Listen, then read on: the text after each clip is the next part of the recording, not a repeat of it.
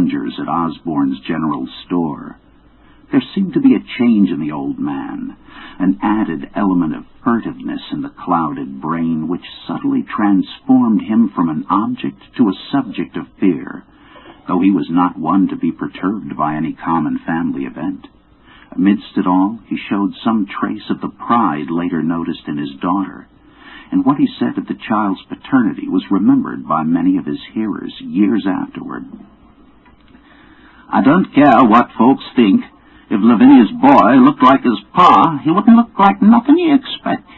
You needn't think the only folks is the folks hereabouts. Lavinia's read some, and has seen some things the most you only tell about.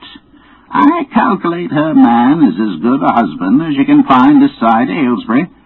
And if you knowed as much about the hills as I do, you wouldn't ask no better church wedding nor hern. Let me tell you something.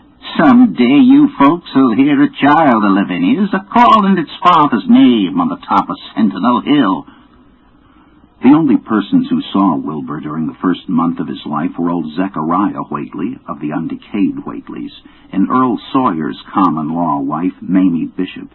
Mamie's visit was frankly one of curiosity, and her subsequent tales did justice to her observations. But Zechariah came to lead a pair of Alderney cows which old Whately had bought of his son Curtis. This marked the beginning of a course of cattle buying on the part of small Wilbur's family, which ended only in 1928, when the Dunwich horror came and went. Yet at no time did the ramshackle Whately barn seem overcrowded with livestock. There came a period when people were curious enough to steal up and count the herd that grazed precariously on the steep hillside above the old farmhouse, and they could never find more than 10 or 12 anemic, bloodless-looking specimens. Evidently some blight or distemper, perhaps sprung from the unwholesome pasturage, or the diseased fungi and timbers of the filthy barn, caused a heavy mortality among the Whately animals. Odd wounds or sores, having something of the aspect of incisions, seemed to afflict the visible cattle, and once or twice during the earlier months certain callers fancied they could discern similar sores about the throats of the gray, unshaven old man and his slatternly, crinkly-haired albino daughter. In the spring after Wilbur's birth, Lavinia resumed her customary rambles in the hills, bearing in her misproportioned arms the swarthy child. Public interest in the Whately subsided after most of the country folk had seen the baby, and no one bothered to comment on the swift development which that newcomer seemed every day to exhibit. Wilbur's growth was indeed phenomenal, for within 3 months of his birth he had attained a size and muscular power not usually found in infants under a full year of age. His motions and even his vocal cords showed a restraint and deliberateness highly peculiar in an infant, and no one was really unprepared when at 7 months he began to walk unassisted, with falterings which another month was sufficient to remove. It was somewhat after this time, on Halloween, that a great blaze was seen at midnight on the top of Sentinel Hill, where the old table-like stone stands amidst its tumulus of ancient bones. Considerable talk was started when Silas Bishop, of the undecayed bishops, mentioned having seen the boy running sturdily up that hill ahead of his mother about an hour before the blaze was remarked. Silas was rounding up a stray heifer, but he nearly forgot his mission when he fleetingly spied the 2 figures in the dim light of his lantern. They darted almost noiselessly through the underbrush, and the astonished watcher seemed to think they were entirely unclothed. Afterward, he could not be sure about the boy, who may have had some kind of a fringed belt and a pair of dark trunks or trousers on. Wilbur was never subsequently seen alive and conscious without complete and tightly buttoned attire, the disarrangement or threatened disarrangement of which always seemed to fill him with anger and alarm. His contrast with his squalid mother and grandfather in this respect was thought very notable until the horror of 1928 suggested the most valid of reasons.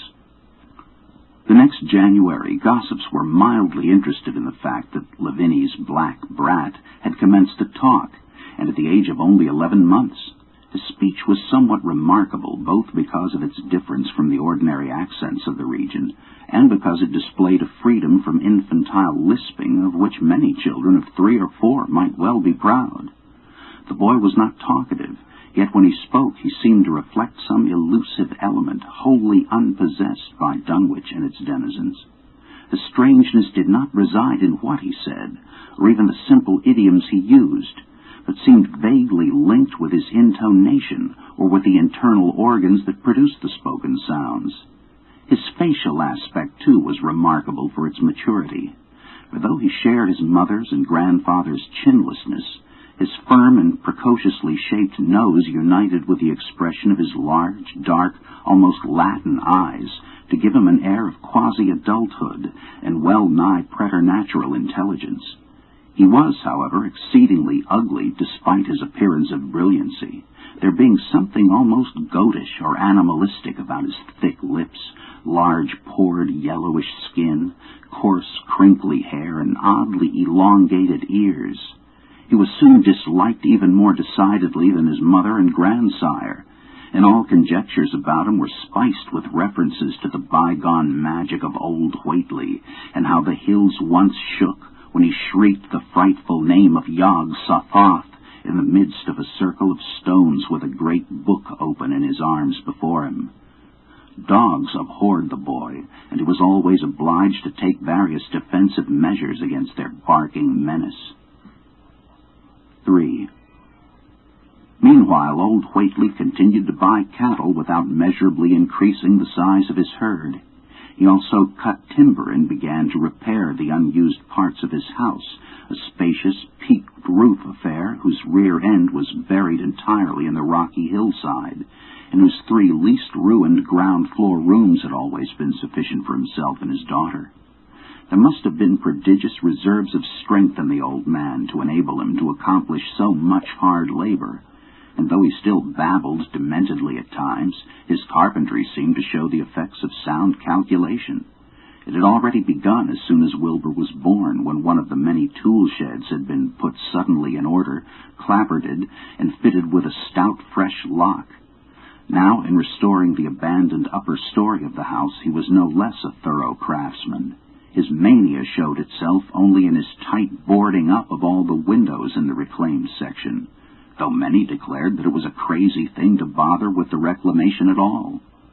Less inexplicable was his fitting up of another downstairs room for his new grandson, a room which several callers saw, though no one was ever admitted to the closely boarded upper story. This chamber he lined with tall, firm shelving, along which he began gradually to arrange in apparently careful order all the rotting ancient books and parts of books which during his own day had been heaped promiscuously in odd corners of the various rooms.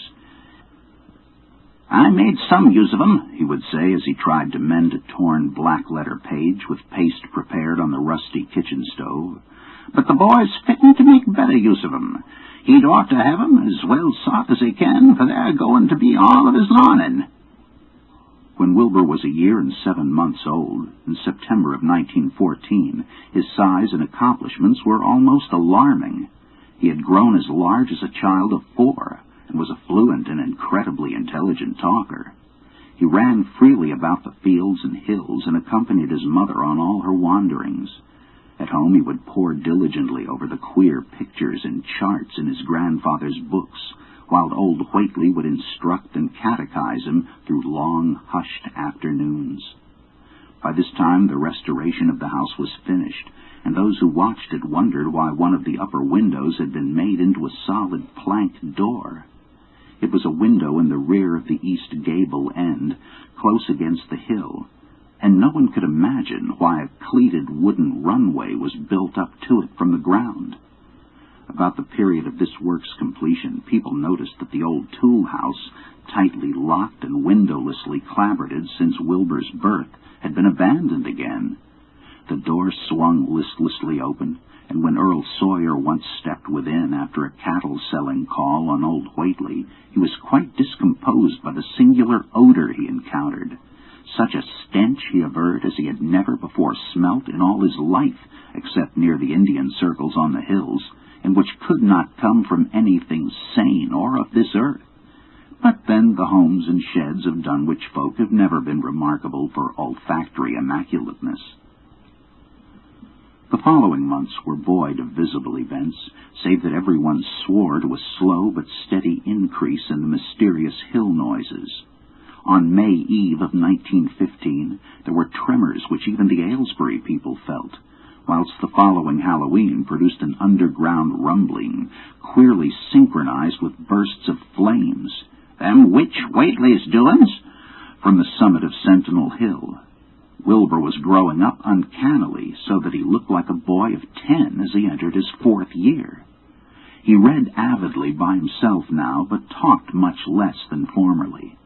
A settled taciturnity was absorbing him, and for the first time people began to speak specifically of the dawning look of evil in his goatish face. He would sometimes mutter an unfamiliar jargon and chant in bizarre rhythms which chilled the listener with a sense of unexplainable terror. The aversion displayed toward him by dogs had now become a matter of wide remark, and he was obliged to carry a pistol in order to traverse the countryside in safety. His occasional use of the weapon did not enhance his popularity amongst the owners of canine guardians. The few callers at the house would often find Lavinia alone on the ground floor, while odd cries and footsteps resounded in the boarded-up 2nd story. She would never tell what her father and the boy were doing up there, though once she turned pale and displayed an abnormal degree of fear when a jocose fish peddler tried the locked door leading to the stairway. That peddler told the store loungers at Dunwich Village that he thought he heard a horse stamping on that floor above. The loungers reflected, thinking of the door and runway and of the cattle that so swiftly disappeared. Then they shuddered as they recalled tales of old Whately's youth and of the strange things that are called out of the earth when a bullock is sacrificed at the proper time to certain heathen gods. It had for some time been noticed that dogs had begun to hate and fear the whole Whately place as violently as they hated and feared young Wilbur personally.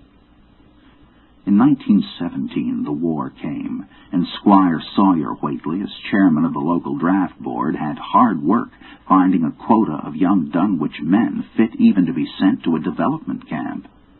The government, alarmed at such signs of wholesale regional decadence, sent several officers and medical experts to investigate, conducting a survey which several New England newspaper readers may still recall. It was the publicity attending this investigation which set reporters on the track of the Whateleys and caused the Boston Globe and Arkham Advertiser to print flamboyant Sunday stories of young Wilbur's precociousness, old Whately's black magic, the shelves of strange books, the sealed 2nd story of the ancient farmhouse, and the weirdness of the whole region and its hill noises. Wilbur was 4.5 then, and looked like a lad of 15.